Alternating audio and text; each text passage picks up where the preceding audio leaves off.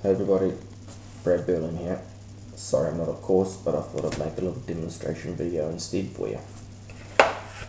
So, I've been given the task of showing you, or telling you in fact, all about the Health and Safety and Employment Act set up in 1992. Now, I know heaps about the Health and Safety Employment Act because I am the Health and Safety Officer at GBS Farming Limited at Aroa Downs. So let's get stuck in.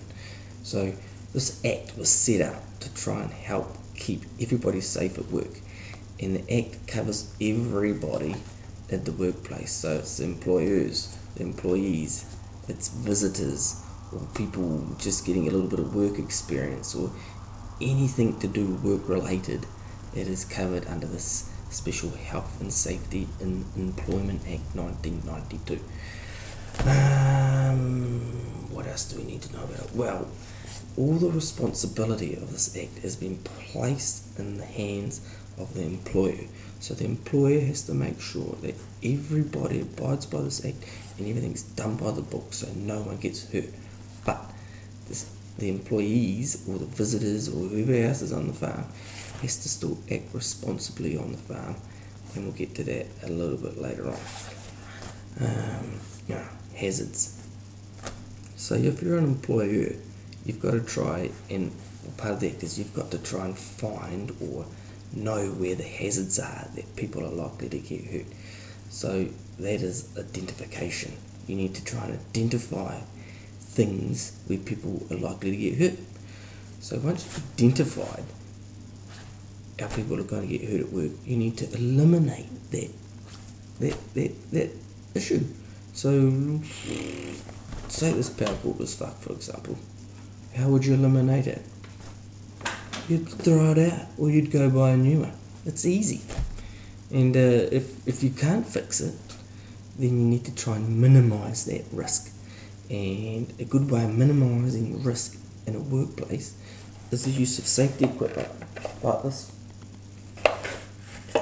So that's pretty simple, hazards and stuff. You just got to identify, eliminate, or minimise.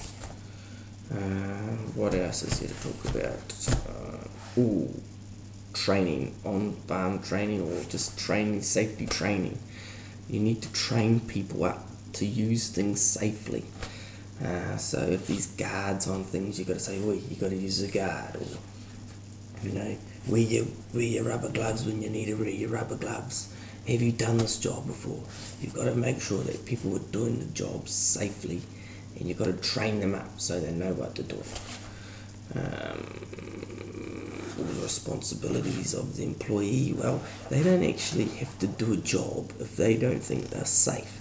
So if they come to you and say, oi, I don't feel safe doing this, then you've got to say, well, why? You've got to go and identify the hazards, or you've got to retrain him up so that he's not going to hurt himself at work, because you can't have that.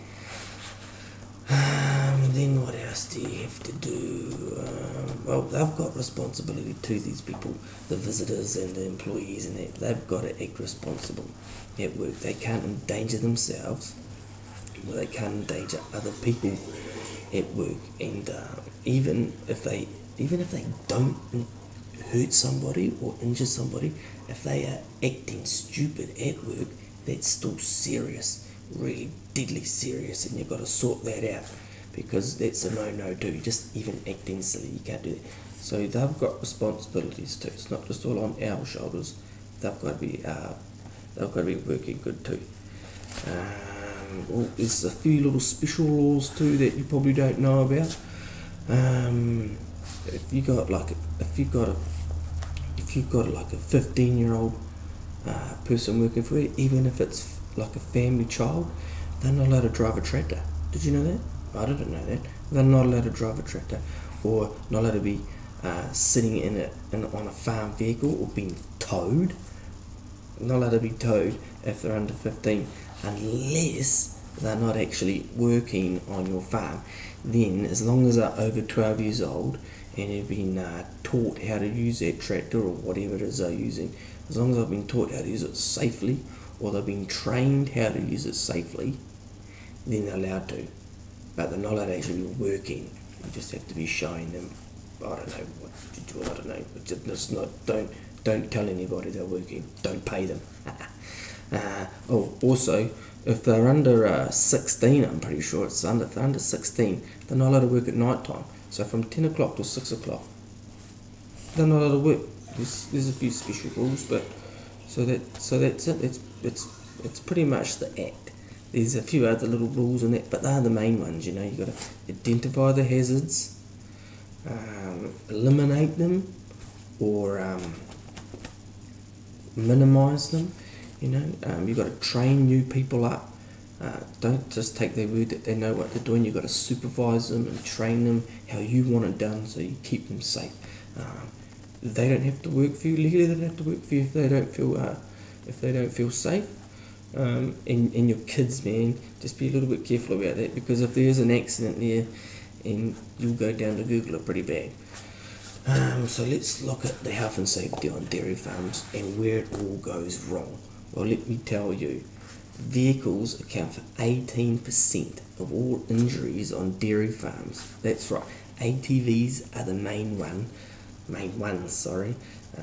There's like tractor crashes or machinery not used right, so that people get injured, rollovers, car crashes, I suppose, motorbike accidents, all that sort of thing. So people need to be trained properly on how to use that sort of stuff, and you need to sort of identify the risks. Don't drive too fast in this, and don't do this, wear your helmets, your high visors on the roads, all that kind of crap.